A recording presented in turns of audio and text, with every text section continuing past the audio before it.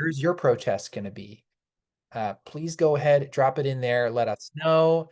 My name is Christian. I'm an organizer with the No Kings helping on this call today. I'm joined today by Bakir, who is our legal expert, who will be helping us talk a little bit about safety and legal later on in the call. And also, we have two amazing hosts that will be joining us a little bit later to talk about some tips and tricks and things you can do at your own No Kings event. So thank you all for hopping in here today. And we will also have a Q&A section later on in the call and talk about some cool stuff you can get for free as being a host with No Kings. So just hang in there to the rest of the call and let's jump right in. On to the next slide here. Great. So for folks that are here, just know that we are recording for folks that are not present. And then in addition to that, please respect each other. We are all in allyship with another, and we're all here at the same goal, right? And then in addition to that, if you have any questions, please pop that in the chat. We don't have a Q&A section right here right now, unfortunately. But if you do have a question, drop it in there. We're going to be elevating questions as well throughout the presentation to be answered later on at the end of the call. And then in addition, there's a follow-up email that will be sent to all of you with all the materials after the call has ended. So keep that in mind too. And then on to the next one here. Yep. All right. And the agenda for today, we're going to go a little faster because we had some Zoom problems here. So number one, we did the welcome and agenda. We're going to talk a little bit about your event, some roles and logistics, safety team and de-escalation, and a host panel from our wonderful hosts who are joining us today, and then a Q&A and closing. So let's hop in to the first part of our agenda here, some announcements. So if you are here in this call and you have not filled out the host survey, please go ahead and do so. It is so important. It's for our safety plans. We want to make sure we have plans to make sure our attendees are safe. We want to designate a safety lead and also order your Know Your Rights cards. If you have not filled out that host survey, we potentially could pull your event from the No Kings map. So it is so important that you get that done. We just take our attendees and your safety extremely to a high priority. So make sure you complete that when you're available to. Thank you so much. And then also, in addition to that, sign up for a host box. That's that free thing I was telling you about. We have a bunch of bandanas, temporary tattoos, other cool stuff that we will be able to send to you as a host. And I'll talk a little bit more about that at the end of the call. Make sure to attend the Know Your Rights training and promote it to your attendees. Yes, before we go out and protest, we want to make sure people know their rights to be able to avoid any issues, right? And then recruit more people to join using the promotional toolkit. We have a lot of cool graphics that you can share out and send out on Facebook, Instagram, or make posts about your event with. So make sure you look at that in the host toolkit as well. All right, let's go to the next slide here. Okay, and let's do a little bit of note of context setting for why we're here in this moment. Right, we're all here for different reasons. We're all hosting activist protesters, and in this moment for all variety of reasons. But I think that in this moment we're all here primarily because of what we're seeing and why we're gathering on No Kings is the unprecedented authoritarian power grab going on by the Trump administration. It is They're not even trying to hide it. They're breaking in billions of dollars for their family, their billionaire friends, at the expense of lower income families and their benefits, at the expense of access to food, and at the expense of affordable health care to average everyday Americans. It is abysmal and it is ridiculous, to say the least. And on top of that, we have ICE going into communities now, breaking apart families, destroying communities, and causing chaos, stoking division.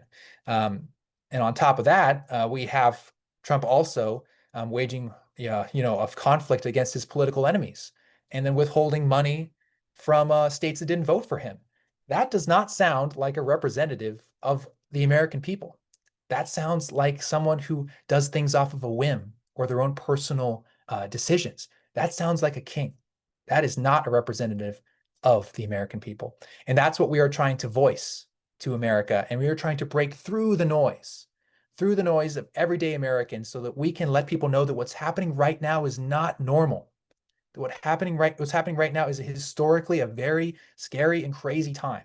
And so we need to show up and show out and let people know that something is going on right now and that we need to engage others around us in our community, our country, and the world to let people know that no kings are able to be in power here in America.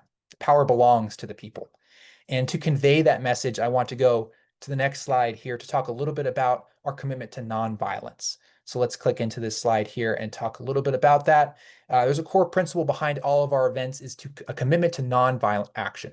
We expect all participants to seek to de-escalate any potential confrontation with those who disagree with our values and act lawfully at these events. Weapons of any kind, including those legally permitted, should not be brought to these events. And click one more time here, Michaela. That includes safety staff or anyone. We want to make nonviolence the core principle underneath a message of what we're trying to get across from No Kings, right? We want to make sure that everyone feels safe. And these events will be safe for Americans and everyone that chooses to go to them and everyone across the country. So this is our commitment to nonviolence. So I really wanted to make that clear here for everyone here tonight as you go on to host your own events and to complete that safety form here. If anyone completed that safety form, would you be able to drop in the chat if you filled it out? It would be a little bit of encouragement for others that may have done it already. So drop into the chat if you did the form. I've seen a lot of yeses come in. So please go ahead and do that. And go back to, right here to this slide. One more again, forward. Let's see here, perfect. Yep, and what are we doing? We are showing out in a peaceful movement of millions of Americans from all walks of life, rising up to make it clear we don't do dictators or kings in America. Millions of us took to the streets in June, and we're doing it again on Saturday, October 18th. And it's going to be bigger than the last time. We have somewhere around 240,000 attendees, 2,000 plus events. Everyone is going. For me personally, it's crazy how many people I randomly know that are going that I did not even know were interested in politics like that. For example, my wife and I are having a kid in 2 weeks, and our birthing class teacher, she's going to No Kings. My new pediatrician, he's going to No Kings. My mom, who's an independent, is going to No Kings. Like, that's what's crazy to me is everyone is going out. It's going to be a massive event, even though people aren't RSVPing. There's already people that are going, so it's just going to be so huge. So let's move on to the next slide here to kind of work through some of the rest of the stuff here and to talk about your event. Tell us a little bit about what you have planned. There are a lot of unique event ideas that people have. I want you all to go in the chat right now and drop a little bit about what you're doing in your neck of the woods for your No Kings event. Just go ahead and a couple lines of what your event is, like what type of event, how you're planning to do it. Is there anything unique you're doing? Go ahead and share out a little bit in the chat for others to see and get some ideas for what to do at their event, or any thoughts or tips, any individual, things that you would like to share about your own event. Let's just go ahead and share a little bit in the chat so we can see some folks share out here. A lot of good stuff here in the chat I'm seeing. Bagpipes, poetry, love it. All right. Sign waving, singing protest. Yep. Chance. NYC neighborhood did a march locally in June. We expected 700, got 2,000. Great. All right, a lot of great stuff here. Keep sharing in the chat. We're going to go on to the next slide here. We are a little low on time, so we're going to keep moving forward. Now, if you are hosting an event, you are probably hosting an event with one of these three tactics. So let's go over it here. The first one that we have here is a march. Some of you are hosting marches. Organize an event where you and your community can make local impact by marching along an organized route. There's a lot to do logistically with a march, so make sure that you're on top of those things with your local government, police department, and other things, excuse me. So just keep in mind, there are some unique challenges there with a march to make sure you have volunteers in your teams working on it. Then there's a rally. You can create a platform and invite speakers to build a program and designed to highlight the harms of the crisis we face. Yes, so a rally is a fantastic form of event. A lot to do logistically, right? Making sure the speakers come up on stage at the right time, making sure they know what they're going to talk about, making sure that the speaker works, all that stuff, and the attendees know where to stand. That's all important. So logistically, things to think about. And then in addition to that, we have a visibility event. No matter the size of your event, you can still participate. This is what most of y'all are doing. It could be a gathering at a congressional district office or just a banner drop. Just think about all the different things you could be doing at your No Kings event. These are just 3 ideas, but there's so many other ideas that people have so far. Some hosts are organizing Halloween parades or car parades. Some people I know are hosting SNAP food drives to raise awareness for the SNAP cuts. They're doing a multitude of other things. Your event can reflect the look and feel of your community. So don't let that limit you. These options here, there's so much more you can do. Okay, let's go to the next slide here. And we have our host dashboard. This is your best friend from now until October 18th. It's going to be the best way, one of the best way for you to recruit volunteers, for you to communicate with your attendees, and to be able to navigate where your event is being seen by people that sign up.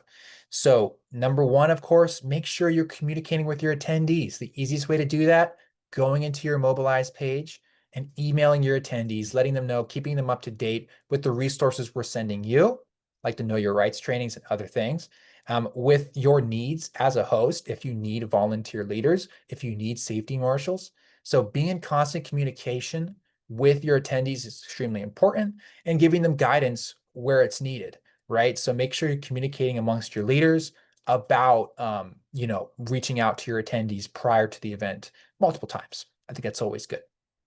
Okay, so that's your best friend there, Mobilize, your Mobilize dashboard. Let's move on to the next portion here.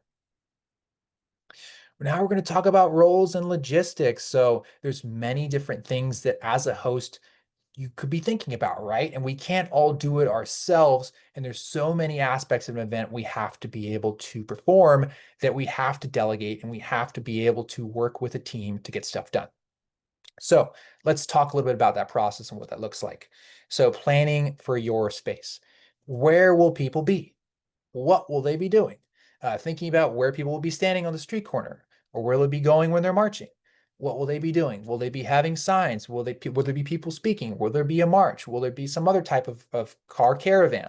All these thoughts. What are the rules of being there? That's where you reach out to your local government or police station to learn about those rules to make sure you're not breaking any of them. What do people need to know about being in that space that you're in? Are there any unique local ordinances that are in place that could limit the activity you're doing, right? It's good to be on top of that and understanding that to make sure you can inform your attendees about the limits and keep them within those limits, right?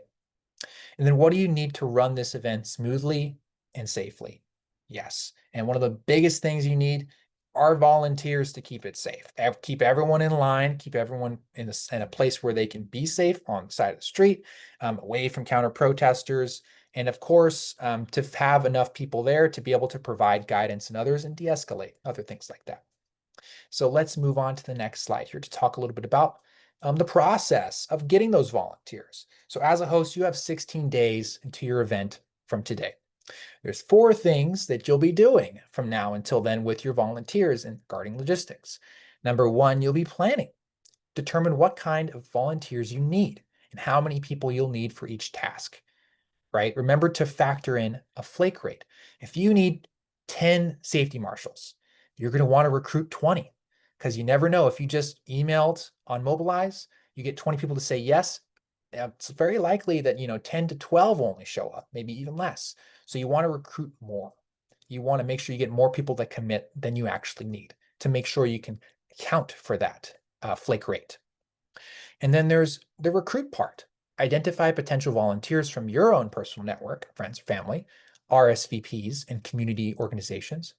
Appoint team captains, at least one who isn't you. You can't be in every single place, especially if you have 4,000, 5,000 people out there. You're going to want to be able to appoint others to help out and to be able to be little versions of you to keep everything on track. So you're going to want to have team leads and say, hey, so-and-so, I need help with this. I can't be in 4 places at once. It would be a big help. Would you be able to help me lead with safety, lead with logistics? Like those things are really important to delegate. Make sure volunteers know where, when, and what. hold a group call in advance. Yes, once you get those volunteers, you want to make sure to train them up and make sure they know what they're doing. So to have a call prior to the day of No Kings, and then to meet a little bit early before the event takes place on No King's Day. So that is important to give them a sense of onboarding and guidance to know what they'll be doing and to feel like, hey, this is pretty well organized, right? I got a detailed email. We had a pretty good powwow, good chat the day before, and now we're going to have a little in-person training before the day. This is great, and you have vests or other things that makes it really helpful for people that are volunteering. And then the last part is go. Set up a day of group chat for support. Volunteers check in with the captains, and then you have a great shift. The important thing there is a day of group chat to be able to talk with everyone. If something happens last minute, everyone needs to know an announcement. We want to make sure we're able to communicate that pretty quickly, right? So if we have a group chat with all your volunteers, you can just text them, and then boom, they're all going to say and start doing the thing that you need. So that's also important as well. Cool. All right, on to the next slide here. Talk about the next thing, the volunteer roles. We have a bunch of different roles, and these are all just fancy terms and roles that we came up with, but you can make your own. And let me kind of just walk through what these roles are. There's the safety lead, obviously the person that follows through your safety plan, and you appointed as the lead for safety marshals. The media liaison, someone who's able to talk to the media, do interviews, get the media to your event, all that stuff. Master of ceremonies, the MC, someone who's able to navigate for example, like a rally, who's able to keep the pace of an event moving forward, be able to either begin the event or end it, or keep the pace of it up, right? Who's able to keep the call going. Like I'm emceeing this call right now. That's what you would need for a rally. Know your rights card lead, someone who's able to hand out those cards. Once you get them sent to you, you're going to want to be able to send them out. When the day of the event comes and happens, you're going to want to pass them out evenly, so you give it to a couple people, or that know your rights card lead. Speakers and storytellers who are able to communicate on a rally stage. Storytellers who are able to communicate through interview. Speakers and storytellers are so important. They can even be done through visibility events where we have like someone with a speaker set up and people are just talking as well through the speaker about their stories and connections to what we're doing here, right? So those are all great points. And then volunteer coordinator who can coordinate a group of volunteers. That's very flexible role, whatever it may be. Photographer, videographer, that's an easy one right there. We want to be able to post pictures, videos of what happened. So make sure you have someone that does that. And then a crowd estimator. We all want to make sure, and we all want to know how many people showed up to your event so we can get a national total. So that's also a very important thing to do.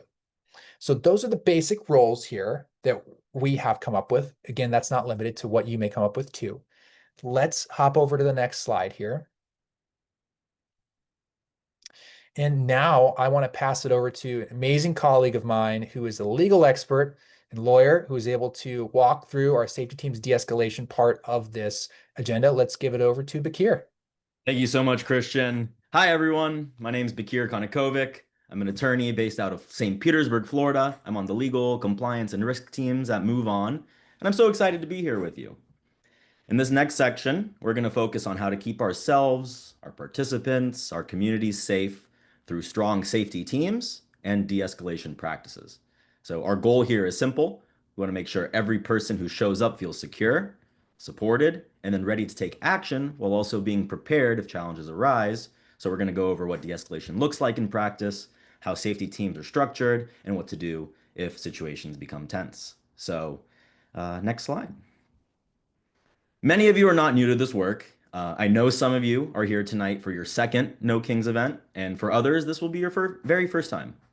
Wherever you fall, our goal is to make sure you feel ready to go on the day of the event, beforehand, afterwards, all throughout. That means not only planning the action itself, but planning for it safely. And so, what is a safety team?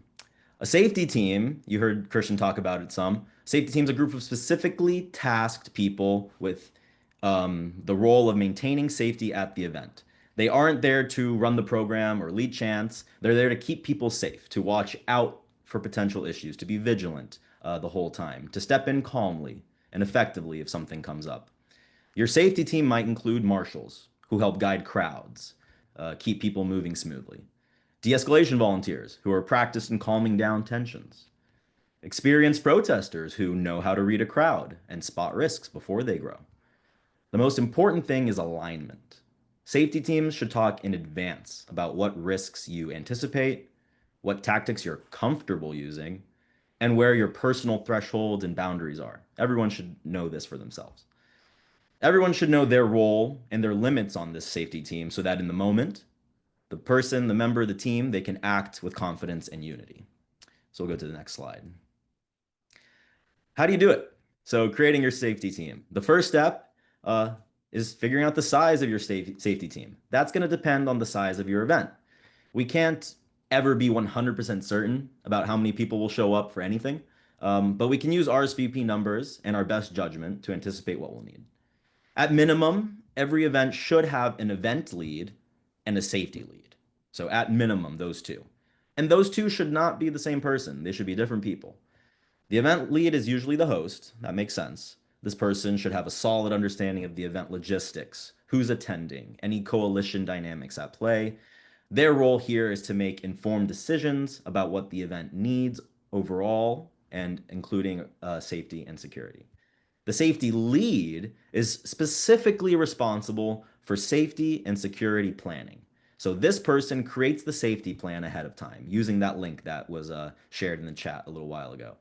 This person makes sure that the safety plan is actually carried out at the event. They're the one thinking about things like, where does the group gather? How do we handle counter protesters? Who's assigned to de-escalation roles? These two roles are different, but they need to work closely together. The event lead brings the big picture of the event. The safety lead brings the safety and the security lens. And then together they create a plan so that your No Kings team is aligned and ready. We can continue on with some other tips on the safety plan or safety team. If you want to go to the next slide. Aha. So a few other roles to think about if you have more folks ready to go. So one is the head marshal or peacekeeper. This person's responsible for the overall safety of the crowd or attendees. They should be trained on and comfortable with de-escalation specifically, and they'll be the point person who can support other marshals and de-escalators if a situation starts to heat up. So this is the person you can escalate things to. In some cases, the head marshal and the safety lead, they might be the same person depending on the size of your event. That's okay, but the more the merrier on this team. Another key role is the police liaison. So this is the only person designated to communicate with law enforcement during the event. Their job is to introduce themselves to police when they arrive and to keep an open line of communication on logistics and safety with them. This makes sure we're consistent in what's being shared, and it avoids multiple people giving mixed messages or escalating things unnecessarily. So by having these roles clearly assigned, your safety team knows who's doing what, first of all. And then everyone else at the event knows exactly what to do, who to look for if challenges arise. Next slide. So we've been talking about the safety team, the safety plan. We've been talking about these key roles: event lead, safety lead, head marshal, police liaison. So to help you map all of this out, because I can't remember everything off the top of my head all the time, we've created a safety team worksheet that helps you step by step through this process of assigning roles and thinking through your safety plan. You can find that worksheet in the host toolkit at nokings.org/host-toolkit. I encourage you to pull it up, print it out, use it as a working document with your team before your event, mark all over it. It's a great way to make sure nothing slips through the cracks and that everyone knows who's responsible for what. Next slide. All right, so let's talk about de-escalation. You don't have to be a lawyer or a legal professional to know that de-escalating a situation is going to help you avoid so much. So what do we mean by de-escalation, and why are we even bringing it up? De-escalation is a non-violent response to conflict that calms or stabilizes tense situations. At its core, it's about lowering the temperature when things start to get heated. We want to make sure our anger is directed at the right place. Thousands of people are showing up at these No Kings protests all across the country. Thank God that they are. And we're all fired up and angry about some or similar or all the same injustices going on that we're all sick of. I know I am. But the key is here, we're not angry at each other. We have righteous indignation and anger, and it should be directed at the wannabe kings that we're protesting, not each other. So everyone expresses anger and frustration in different ways. That's important to keep in mind whenever you're dealing with other folks in the world, especially in difficult situations. Sometimes, that difference of expression, that can create tension in and of itself inside our own groups. So that's why we commit to nonviolence every single time we hit the streets. De-escalation helps us honor that commitment to nonviolence so we can show up together, know we're safe, and keep the focus on the fight for justice instead of on conflicts in the crowd. So when we practice de-escalation, we keep each other safe and we keep our movement strong and we show exactly the type of world that we are advocating for. Next slide. So to make sure you're walking into your events feeling confident, we want to quickly walk through some of the tools you can use to de-escalate if something does come up. And just to be clear, tonight isn't a deep dive into de-escalation and safety training necessarily. We had a more in-depth training last week, and we'll have another one coming up that I'll share with you later this evening. But this is an overview, and it's valuable still. So what I want to give you right now is a quick formula you can remember if tensions rise. The 6 Ds of de-escalation. Direct intervention. When it feels safe, step in yourself with a calm and firm tone, address the behavior directly. For example, telling someone that their behavior is inappropriate, asking them to stop, or reminding them that this is a peaceful protest when you see things escalating. Delay. If immediate intervention is not possible, check in with the person afterwards, sometimes listening, validating an experience, or just asking what they need can be the most effective way to help someone who's escalating, who's in distress, who's feeling tense or scared. And sometimes waiting a few minutes until tensions cool down is safer than stepping in right away. So this is really important to monitor and gauge in the moment. Distract. Interrupt the tension without confrontation. This is really effective. I've seen it, I've done it. You can change the subject, start a chant, sing a song. My favorite way of handling counter protesters is definitely drowning them out with chants. It's simple, it's catchy, it recenters everyone on why we're there. It helps grow the group, it helps move us past this disruption. It stops the disruption from even happening in the first place. It's literally the purpose of why you're there. So sometimes that is really effective. Delegate. If you don't feel safe stepping in, call on someone else. That's what we were just talking about. We're going to have an event lead. We're going to have a safety lead. Hopefully, we'll have a marshal and a police liaison. So we're going to have these people identified, disseminated to the group that's there at the event. And so everyone's going to know who to delegate to. If they don't themselves feel safe stepping in, we can call on these people who are assigned on the safety team to step in. That's why you have them. Lean on them. Distance. Sometimes the safest option is to create physical space. I mean, that's as valid as between two friends, let alone a group of protesters. That could mean removing yourself from the situation, moving a group away, escorting a targeted person to safety, like stepping in and having each other's backs. That's huge. De-escalation doesn't always mean engagement. Safety always comes first. Sometimes it means distance.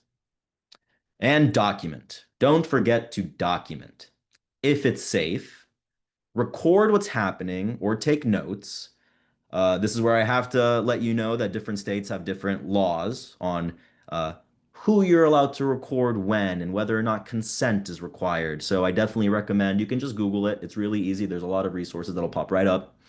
Um, just search it, look it up, make sure that your state, understand the rules of your specific state. But if it's safe, it's legal, record what's happening or take notes, capture details like date, time, location, what was said, who was involved. Documentation can be critical for accountability, for safety planning in the future, or for just, taking that next step to remedy a wrong. So, summing it up, de-escalation, it's definitely not always comfortable. More often than not, it's uncomfortable. The more practiced you get in it, honestly, it gets to feel a lot more comfortable than the alternative. So I will say the more you practice de-escalation, the better and easier it gets, and you feel and understand why it's so valuable because you've seen it work. Not everyone feels like it's their strong suit, though. Definitely not at first. So it's necessary for events like this to train up, to practice, to think about how we can do this, to understand our own comfort levels, and then to lean on others, to lean on our safety team when we don't feel like we ourselves can step up in the way that we think needs to be handled right then and there. So yeah, keep these tools in your back pocket, and we can go to the next slide. So now let's talk briefly. This is critical. Take notes. Now let's talk briefly about what to do in the event of detainment, which is a step short of arrest, or arrest, handcuffs. We hope none of you will need this. We anticipate that no one will need this. We have a commitment to nonviolence, and with the planning that we're putting in place, surely this is not going to be necessary. But we need to be prepared. That's what keeps us safe. That's what keeps us bold. That's what keeps us knowledgeable about our rights so that we can do this work even when it's hard in a hostile political administration. So, first, if you're detained or arrested, stay silent. Under the Fifth Amendment of the US Constitution, you have the right not to incriminate yourself. You do not have to answer questions from law enforcement beyond providing some basic identifying information if required. So things like name, sometimes an ID. But the safest thing you can say is, I am going to remain silent. Second, ask for a lawyer. Under the Sixth Amendment of the US Constitution, you have the right to legal representation. If you are detained, you can simply and politely say, I would like to speak with a lawyer before answering any questions. Do not sign anything. Do not sign anything. Do not sign anything. Do not explain yourself and do not negotiate without counsel present. Uh, you can take some extra steps here as well. You can research pro bono, that's free, pro bono, or low cost legal counsel that's provided by various organizations in your state or locality. They're around all over the place. So if you specifically are someone who worries about immigration issues, you can find specific immigration attorneys in your area and you can have their information ahead of time. You can know to write down their phone number, for example, on your arm, or the phone number of a contact that you trust to help you if you're detained or arrested. That's a good tip. Write that down on your arm and research it ahead of time. And then third, know your rights, the ones I just described, and more. So the Fourth Amendment protects you from unlawful searches and seizures. The 14th Amendment guarantees you due process no matter how much they try to stop it. You have that right. You have the right to know why you're being arrested or detained, and you can say, can you please tell me why am I being detained? And don't forget, our First Amendment rights protect our peaceful protest itself. That's why we're here, to exercise those rights safely and collectively. So the bottom line, stay calm, stay silent, ask for a lawyer, know that the Constitution is on your side, on your side. Be empowered by that. And remember, you are not alone. Your safety team is there. All the other protesters are there, and the movement, all of us here on this call and beyond, we're here to support you too. Next slide. I said a bunch. Thankfully, our partners at the ACLU created these Know Your Rights cards for our movement to use at No Kings and beyond. It is always valid. The Constitution is staying the same for quite a while now. And they're going to be incredibly handy for you and your participants at your events. And get this, each host is going to get 1,000 of these cards. Yes, you heard me right, 1,000. That's very intentional. We want these to be distributed far and wide, not just to the people in the crowd on event day, but through all your movement partners, allies, folks that you're meeting and working with. You're going to get 1,000 of these cards. Share them far and wide. On each card, you'll find a QR code, and that links to know your rights information and tips for defending your rights. That's simple to find, it's accessible, it's something people can carry with them in their wallet or pocket after the event. Think about creative ways to get them into people's hands, right? You could set up a table or stand where people can stop by and pick up these Know Your Rights cards. You can give a stack to each member of your safety team or pass them out during the action. You can encourage local business owners, teachers, community leaders to take a bundle so they can share them with their networks. There's a lot of opportunity here within your respective communities, and you know your communities and areas best. So think about who can benefit from this information. And don't forget to prep your speakers to mention the cards during the event. That's important too. A quick announcement like, don't forget to grab a Know Your Rights card before you leave That helps make sure this resource gets out into the world because it's not going to help anyone sitting on a desk. We're out here in the streets. These cards need to be out in the streets too. The bottom line is we need as many people as possible to know their rights in this moment. This is a moment where they will take advantage of you if you don't know your rights. You need to know your rights and don't let them. Don't let them make you fearful or feel like you don't know what you're doing or what you're entitled to. You have these rights, know them, let them empower you, like I said earlier. These cards are one simple but very, very, very powerful tool to help people protect themselves and their communities. All right, next slide. So in addition to those cards that are going to be physically delivered, handed to you, there's going to be an online version, home printer friendly version. You can find it, it's online, print it out. So if you run out of your initial batch or if you just want to get started before you get this batch of cards we're sending you, you can go do that. You can print these out, share them, download them, send them, as links. It's a great option for folks who want to spread the word in their workplace, school, place of worship, neighborhood. You don't have to wait on the shipment. You can print and start sharing immediately. And last slide for me. So before we wrap up tonight, I mentioned earlier, like this was a quick overview of stuff. We did an in-depth training last week, but there's more trainings coming up too. Upcoming safety and de-escalation trainings, workshops available to you and your teams. So we're partnering with the ACLU again to offer multiple sessions on protest safety, know your rights, and de-escalation. The first one is coming up on Tuesday, October 6th. That's next Tuesday at 8 p.m. Eastern Time. There's also a safety and de-escalation training on Thursday, October 9th from 9 to 10:30 p.m. Eastern Time. For folks who want to go deeper, we're also offering an optional advanced host safety and de-escalation training on Friday, October 10th. That's at 4 p.m. Eastern Time. And then again with the ACLU, there will be another protest safety, know your rights, and de-escalation training on Wednesday, October 15th at 7 p.m. Eastern Time, with a Spanish language session at 8:30 p.m. Eastern that same evening. So bookmark, asterisk, highlight that if that's important and helpful for you. So you see, you have several opportunities to plug in yourself and encourage other folks around you, other attendees, people thinking about joining an event to join and attend these events. These are excellent resources to sharpen your skills now for No Kings and beyond. So make sure everyone feels confident going into this event by attending these resources, these trainings, using up the resources. And yeah, thank you so much for joining. We are coming up fast on the event, so make sure you go to the host toolkit and fill out the team safety planning. And I'll bring it back to Christian. All right. Thank you so much, Bakir. Great training there. Thank you so much for joining us on the call today for everyone else to benefit from that. All right, let's go over to the next slide here to do a little host panel. We had two hosts for tonight, but one was not able to join. We have our lovely host from Chicago for No Kings. I want to welcome on Denise from Indivisible Chicago. Thank you so much for joining us today. Let's see, are you able to unmute here? Let's see. Yeah, now you got me. All right, perfect. There we Hi, go. I'm Denise Poliak from Chicago. Great. Awesome. Thank you so much, Denise, for coming on today.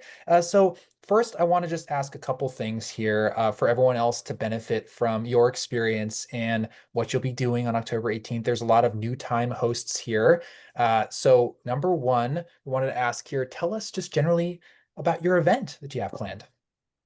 Well, Chicago's a big city, and we have been doing this for quite a while at Indivisible Chicago since early 2017. So we've organized a lot of these, and every time we do them, we learn a little bit more. So we have a pretty big, what we hope to be a very large rally and march planned. There's a lot of tension here in Chicago, so we're trying to very much center safety and a lot of the ways that everybody talked about today in terms of de-escalation and having a plan. We also want to turn out what we hope to have, as many people or more than we did on June 14th. We think we had 75,000 people out here in Chicago. We want to make it energizing. We want to have people feel really engaged. We want other organizations to be part of this protest day. And we're very excited about it and have a lot of work to do, as I'm sure everybody else does between now and October 18th. Oh yeah, a ton of planning, a ton of work, but it's good work. And then also too, another question here, any essential items to bring for the protest that you would recommend to other folks that this is their first time hosting an event like this? I think if you're planning something for the first time, it's just really important to know, your place. You know what? I can organize something in Chicago, but many, many of you folks live in places that I would be like totally intimidated in planning an event for because you're, in more hostile places, more difficult places, maybe in places where this hasn't happened before.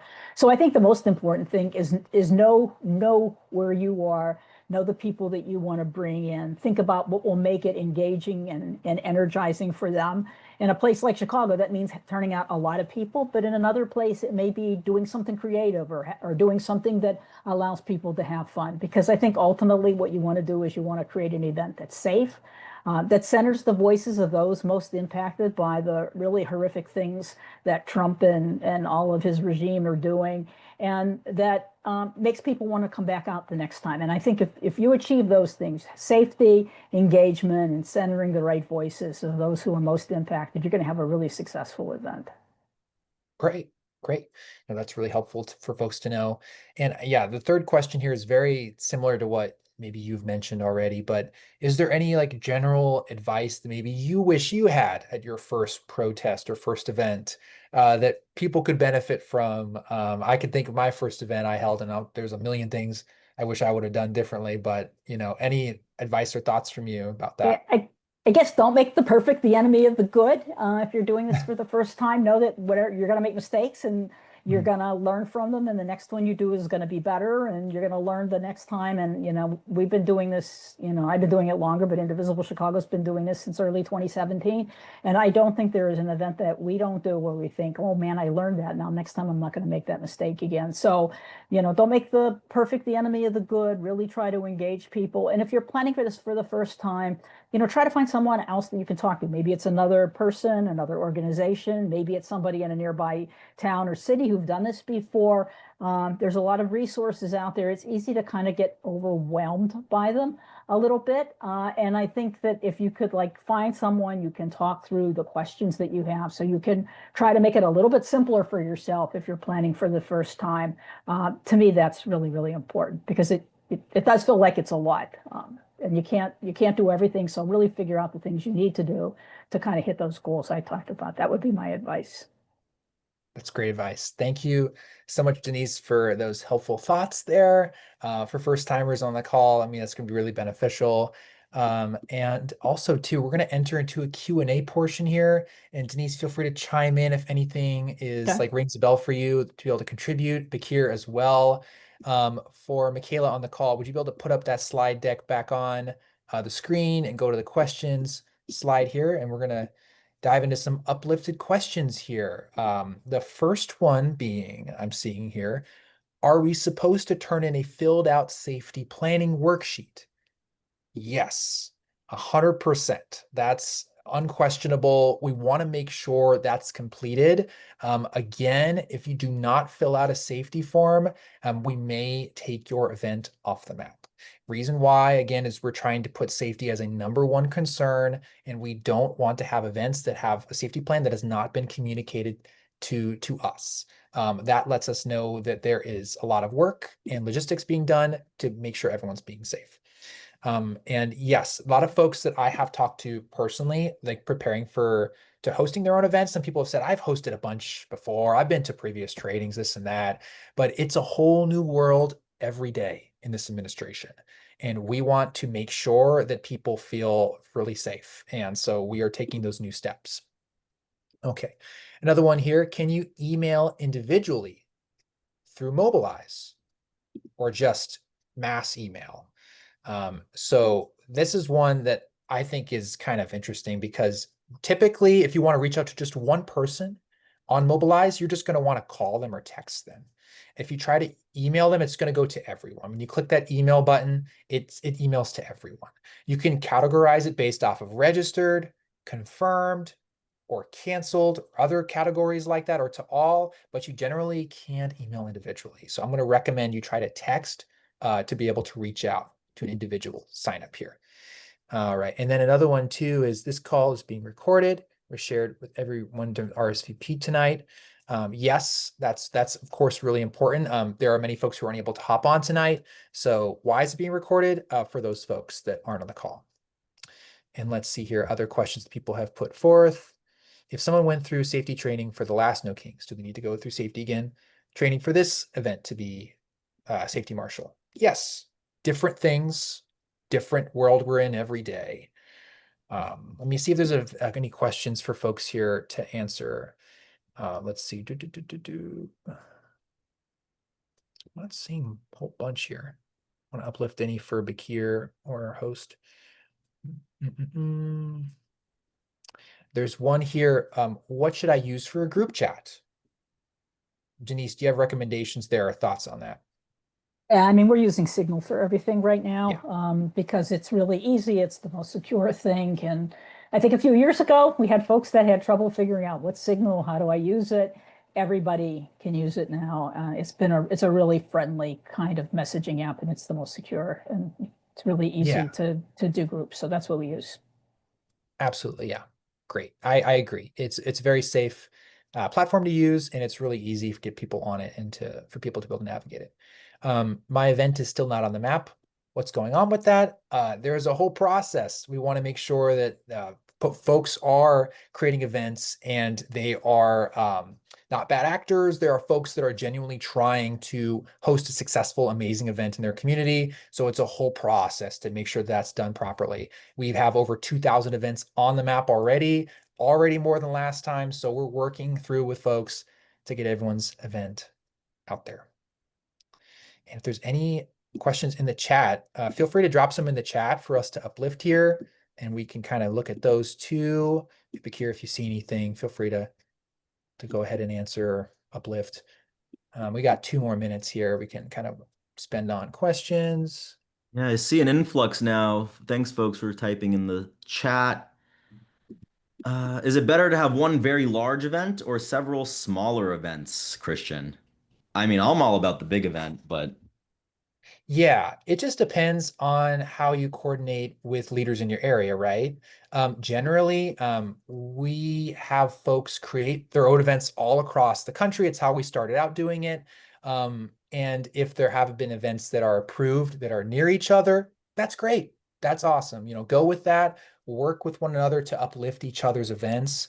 And, no rivalries or anything. We're all trying to support and have big events. If they're separate, that's okay. There are some really big flagship events, including Denise's event, which are great too. But there's going to be a bunch in the outer suburban area as well of Chicago and other areas. So we don't want to diminish those, and we want to support those as well too. Yeah. And not just that, Christian, you know where you live best, you know what will work best and what will turn out people. So that's what you should do. Exactly. Exactly. Yeah, if your city's not very walkable or it's hard to get from one area to the other, or there's super bad traffic, you know that people won't go 40 minutes when it's just 10 miles, but that may look on the map like it's close, but it's really not. So that's another thing to factor in. Okay. We got 1 more minute for questions. Anyone else see anything in the chat? Want to a uplift? question about what our opinion might be about private security.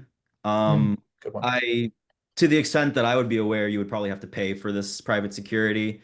I don't think that we're advising that at the moment, but to each their own. However, the safety team that you're creating, that's really a core group to escalate things and to kind of serve as the facilitators of the safety and risk at the event. So Great. I would try to lean more towards developing a robust safety team if possible. And then there's one question here. I think it's a good privacy question. Um,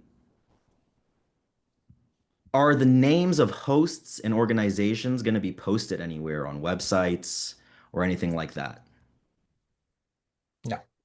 No, they're So, all kept confidential. That's extremely important, of course, to everyone's individual identities are kept that way. And of course, we all know that people do sign up or don't sign up and still attend, right? So that's also a personal choice. But if you sign up, again, that all that information is kept confidential. So do not worry about that as well. and we got a general question about anything that we should not be bringing to this event. So clearly weapons. Don't Yes. bring any type of weapons.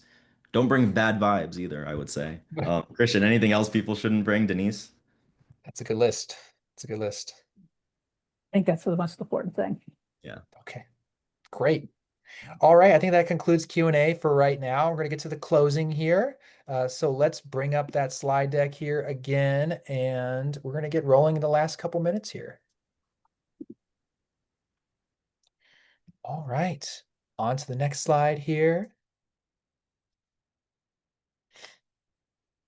Okay, I talked about that host box. You can get a host box. You can request a free host supply box to receive 50 placards, 50 bandanas, and 100 temporary tattoos. So that's cool. Limited supplies, limited edition stuff you won't be able to get anywhere else. So you can find the link at nokings.org /host dash toolkit. That will be emailed to you after this event as well. So don't worry about where to find that. You should already have access to it anyway. There's limited supplies. It's first come, first serve, so keep that in mind. So go ahead and order your own host supply box. On to the next slide here. And yes, Bakir already mentioned the trainings we have coming up, but I want to just hammer it home here. This is the next thing for you all to do. Safety is extremely important. So we have all these safety trainings coming up. You can review it at nokings.org /trainings, ACLU training, security training for hosts. Know Your Rights training for the ACLU one is something you could uplift to your attendees. Definitely promote that. There's even a Spanish training on this 15th. In advanced host safety training. Again, it's a new world every day. You may have hosted events before, but we want to make sure to take those precautions. And then on to the next slide here. And host support. We have media training on October 14th, 8 p.m. Eastern. We have office hours for hosts. So if you have any questions or any concerns, or you just want to bounce ideas off with our team, go ahead and join office hours. There's a host support hotline at host@nokings.org. There is a security support hotline as well through security@nokings.org as well. So just email any of your concerns through either of those, or join our host office hours for any questions prior to your event. And of course, the last slide here. Oh, not last, close though. The next things for you to do, make sure you fill out your host survey. That's super important. We need to know your safety plan. That's extremely important. That's the next thing you should do if you haven't done it yet. 2, sign up for a host box. 3, attend the Know Your Rights training and promote it to your attendees. Get those Know Your Rights cards, pass them out to everyone, and recruit. We have over 240,000 attendees. We're going to have so much more people coming and recruiting. So keep on recruiting in your own personal circles, online, wherever you know, to keep joining our events. It's going to be the biggest day of action in a protest action in our country's history. So I just want to thank all of you for doing that. So let's go on to the next slide here. Again, thank you all so much for coming tonight and being a part of history. This is the moment we have to step up and let people know what's going on, and that Trump is acting like a king. And there are no kings in this democracy. So I appreciate everyone here taking their time out of their day, their planning, all that they're doing to make sure to have a successful event and a safe event for folks in their community. So thank you all so much for joining tonight and participating. We appreciate every one of you, and we hope you have a great night. Thank you all so much for joining.